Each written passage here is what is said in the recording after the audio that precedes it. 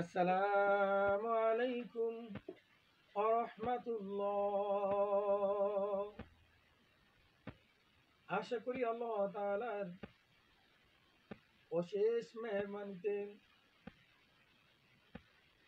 আল্লাহ তাআলার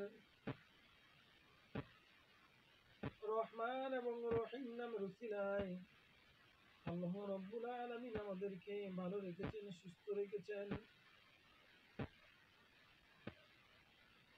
যে মহান রব্বুল আলামিন আমাদেরকে এত নেয়ামত দান করেছেন, এই নেয়ামতের শুকরিয়া যদি আদায় না করি তাহলে আমরা বড় নাফরমান হয়ে যাব। সেজন্য শুকরিয়া আদায় করে নিই। আলহামদুলিল্লাহ, আলহামদুলিল্লাহ, আলহামদুলিল্লাহি রাব্বিল আলামিন। যাই হোক, যদি আমি এখানে বেশি সময় ব্যয় করি তাহলে অনেক সময় চলে যাবে, আর আপনারা লেন্দি আলোচনা দেখতে চান না। আজকের যে আলোচনা হবে, এই আলোচনা হবে সালাত সম্পর্কে নিয়ে কিছু কথা।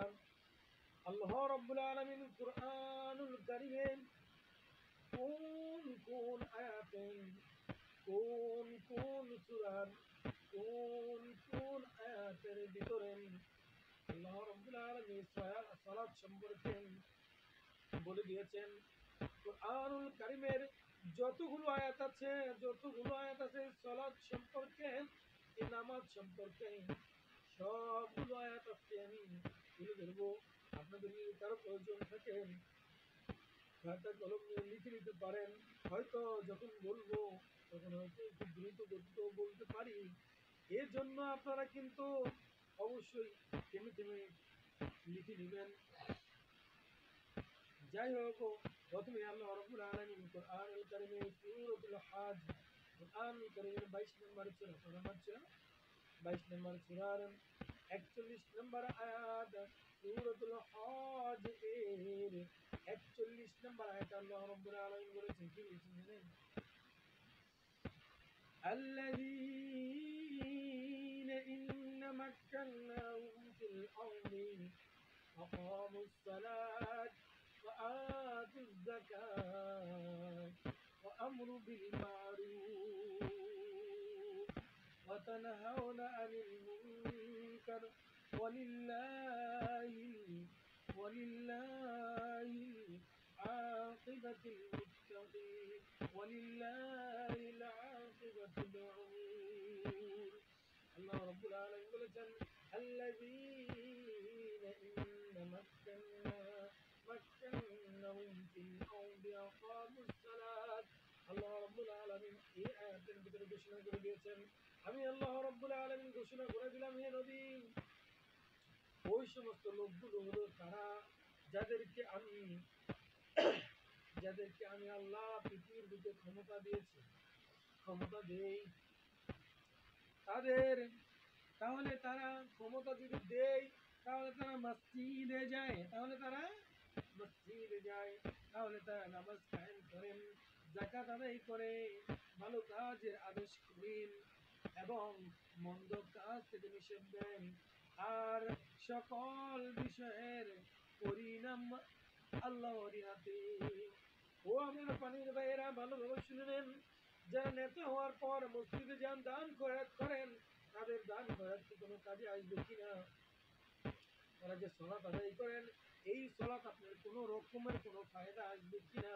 পদের লালসার জন্য, সম্পদের লালসার জন্য, এই লালসার জন্য যে আপনি নেতা হয়েছেন, আপনার সলাত কোনো কাজেই আসবে কিনা? এ বসে আল্লাহ রাব্বুল আলামিন সূরাতুল হজের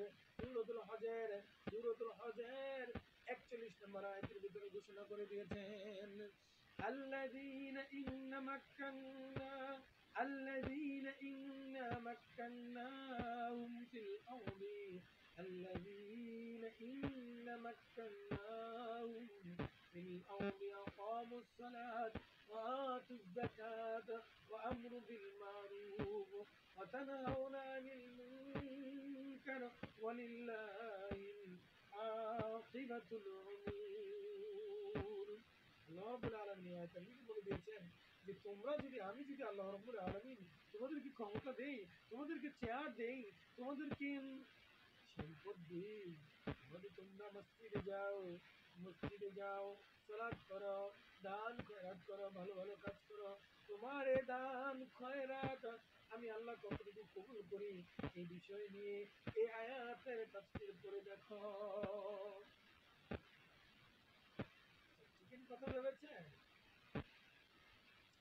আসলে আল্লাহ রাব্বুল আলামিন সূরাতুল বানী ইসরাঈলের আকামুস সালাত ওয়া আতুজ যাকাত এই বিষয় নিয়ে আল্লাহ রাব্বুল আলামিন বলেন সূর্য যখন ঢলে যাওয়ার পর থেকে রাতের অন্ধকার হওয়া পর্যন্ত নামাজ কায়েম করুন আর ফজরে কোরআন পড়ুন, কেননা ফজরে কোরআন পড়ার সময় ফেরেশতারা হাজির থাকে। আল্লাহু আকবার। কিসের ব্যাখ্যা? সরাসরি কোরআনের কথা। সূরাতুল বানী ইসরাঈল কোরআনুল কারীমের 17 নম্বর সূরা। এই 17 নম্বর সূরার 78 নম্বর আয়াতে আল্লাহ রাব্বুল আলামিন ঘোষণা করে দিয়েছেন। সূরাতুল বানী ইসরাঈলের 17 নম্বর সূরা কোরআনুল কারীমের বানী ইসরাঈল। সূরাতুল বানী ইসরাঈল কোরআনুল কারীমের কত নম্বর সূরা? 17 নম্বর সূরার 78 নম্বর আয়াতে আল্লাহ রাব্বুল আলামিন বলে দিয়েছেন। শুধু তাই নয়, আল্লাহ রাব্বুল আলামিন এই প্রসঙ্গে কোরআন কারীম সূরাতুল বাকারার 43 নম্বর আয়াতে আল্লাহ রাব্বুল আলামিন বলেন আকিমিস সালাত ওয়া আতুজ যাকাত ওয়ারকাউ মা'আর রাকিন। সালাত কায়েম করো, যাকাত প্রদান করো এবং আমার সামনে নত হও, রুকুকারীদের সাথে তোমরাও নত হও। জামাতে সালাত আদায় করার জন্য আল্লাহ রাব্বুল আলামিন এই সালাত প্রসঙ্গে বলেছেন। শুধু তাই নয়, আল্লাহ রাব্বুল আলামিন এই প্রসঙ্গে কোরআনুল কারীমে অসংখ্য আয়াতের ভিতর ঘোষণা করে দিয়েছেন। আমি সবগুলো বলতে পারবো কিনা আজকে জানি না, তারপর আমি আজকে এখন লিখে নিতে পারেন। কোরআনুল কারীমের কোন সূরার কত নম্বর আয়াতের ভিতর আল্লাহ রাব্বুল আলামিন সূরাতুল আনকাবুত এর 45 নম্বর আয়াতে আল্লাহ রাব্বুল আলামিন সালাত সম্পর্কে কথা বলে দিয়েছেন। শুধু তাই না, সূরাতুল বাকারার অসংখ্য আয়াতে বলে দিয়েছেন। আজকে আমরা একটু সম্পূর্ণ আয়াতগুলোর নামগুলো আমি বলে দিব।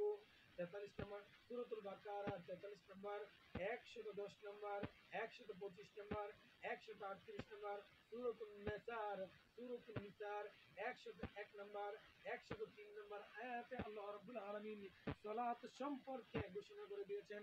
শুধু তাই নয়, আল্লাহ রাব্বুল আলামিন সূরাতুল মাইদার 6 নম্বর, 12 নম্বর এবং 55 নম্বর আয়াতেও আল্লাহ রাব্বুল আলামিন এই সালাত সম্পর্কে আমাদেরকে অবগত করে দিয়েছেন। এ প্রসঙ্গে আল্লাহ রাব্বুল আলামিন সূরাতুত তাওবার 5 নম্বর আয়াত, 11 নম্বর আয়াত এবং 71 অর্থাৎ 71 নম্বর আয়াতেও কিন্তু এই সালাত সম্পর্কে আল্লাহ রাব্বুল আলামিন তুলে ধরেছেন। আমি অসংখ্য আয়াত পড়েছি, কতগুলো বলবো বলে। এই আয়াতের এক একটা আয়াত সূরাতুল বাকারার যে 43 নম্বর আয়াত রয়েছে, সূরাতুল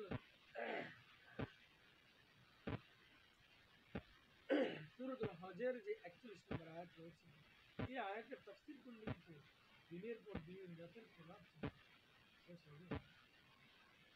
যাই হোক, তারপর আমাদের জানা প্রয়োজন রয়েছে, অন্ততপক্ষে এই অর্থটুকু জানার প্রয়োজন রয়েছে যে আল্লাহ রাব্বুল আলামিন সরাসরি ব্যাখ্যার ভিতরে আমাদের কি নির্দেশ দিয়েছেন। আসুন আমরা জেনে নেই। সূরাতুত তাওবার গেলাম। সূরাতুত তাওবার কত নম্বর? 5 নম্বর, 11 নম্বর এবং 71 নম্বর আয়াতে বলেছেন। সূরাতুল হুদের 114 নম্বর আয়াতে আল্লাহ রাব্বুল আলামিন বলেছেন। সূরাতুল বানী ইসরাঈলের 78 নম্বর, 79 নম্বর এবং 110 নম্বর আয়াতে আল্লাহ রাব্বুল আলামিন বলেছেন। সূরাতুত তাহা এই সূরা 130 নম্বর আয়াত, কত নম্বর? 130 নম্বর এবং 132 নম্বর আয়াতে আল্লাহ রাব্বুল আলামিন সালাত সম্পর্কে কতটুকু হবে না সূরা ময়দানে সালাত সম্পর্কে দুনিয়াতে আমরা কিভাবে আদায় করতে হবে, যারা লোক দেখানো সালাত আদায় করে তাদের কি শাস্তি হবে, তারা কি জান্নাতে কোনো কিছু পাবে কি পাবে না, এই বিষয় নিয়েও কিন্তু আল্লাহ রাব্বুল আলামিন স্পষ্টভাবে এই আয়াতের ভিতর তুলে ধরেছেন। সূরাতুল আম্বিয়া এর 73 নম্বর আয়াতে, সূরাতুল মুমিন 2 নম্বর আয়াতে, সূরাতুন নূর এর 37 নম্বর আয়াতে আল্লাহ রাব্বুল আলামিন এই কথা বলে দিয়েছেন। শুধু তাই নয় আমার প্রাণের ভাইরা, আল্লাহ রাব্বুল আলামিন সূরাতুল ফুরকান এর 63 নম্বর এবং 74 নম্বর আয়াতে আল্লাহ রাব্বুল আলামিন এই কথা বলে দিয়েছেন। শুধু তাই নয়, সূরাতুল আনকাবুত এর 45 নম্বর আয়াতেও আল্লাহ রাব্বুল আলামিন বলেছেন।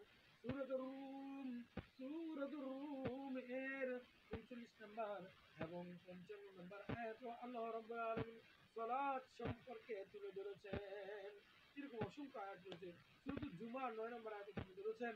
সূরাতুল মাউনের 4 থেকে 4 নম্বর 5 নম্বর আয়াতে তুলে ধরেছেন। এই জন্য আল্লাহ রাব্বুল আলামিন এত সংখ্যক আয়াতে সালাতকে আদায় করার জন্য, সালাত কিভাবে আদায় করতে হবে, ফজরের সালাত কিভাবে পড়তে হবে, মাসবুকের সালাত কিভাবে পড়তে হবে,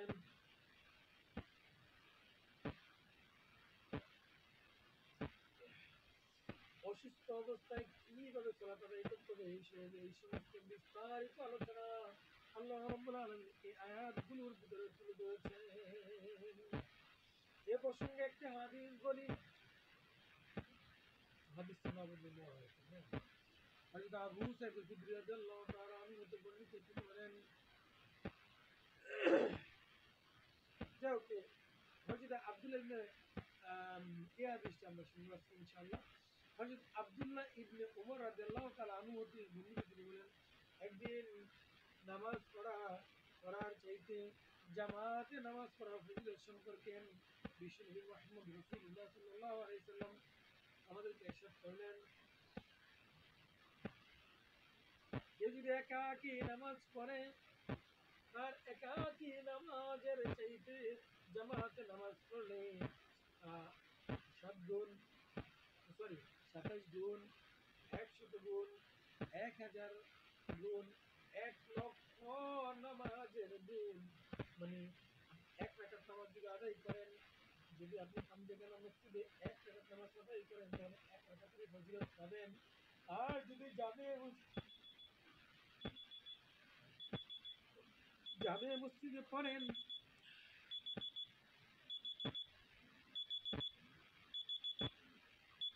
যদি আমরা জামে মসজিদে পড়ি, তাহলে জামে মসজিদে পড়লে 1 রাকাতে 27 গুণ, এরকম ফজিলত রয়েছে। যাই হোক, আমি আলোচনার সামনের দিকে যাচ্ছি না। সকলে আল্লাহ রাব্বুল আলামিন সকলকে যেন ইহলৌকিক সকল ধরনের মঙ্গল এবং পরলৌকিক সকল ধরনের মঙ্গল কামনা করেন। এই আশা ব্যক্ত রেখে আমি আজকে আলোচনা থেকে বিদায় নেব। তবে বিদায় নেওয়ার আগে বিশেষভাবে একটা কথা বলবো যে, ভাই, এখনো ফিরে আসেন, এখনো ফিরে আসেন। আল্লাহ তাআলাকে ভালোবাসেন, অনেক শান্তি লাগবে, অনেক মূল্য লাগবে। আমাদেরকে মরতে হবেই, মরার পর যদি একবার শাস্তি দিয়ে বসি, এই শাস্তি আদৌ শেষ হবে কিনা কিন্তু আল্লাহ তাআলা ভালো জানেন।